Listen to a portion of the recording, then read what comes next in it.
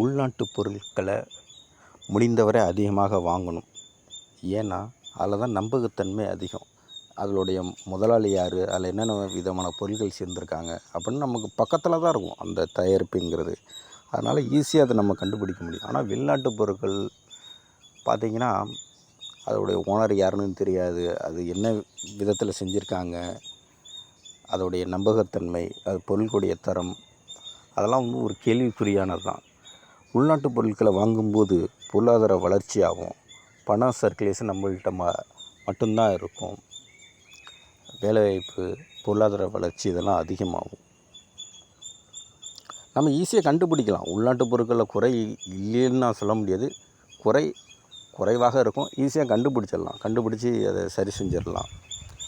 இங்கே பார்த்திங்கன்னா நம்ம சுற்றி தரக்கூடிய பொருட்களும் தரமாக தான் இருக்குது.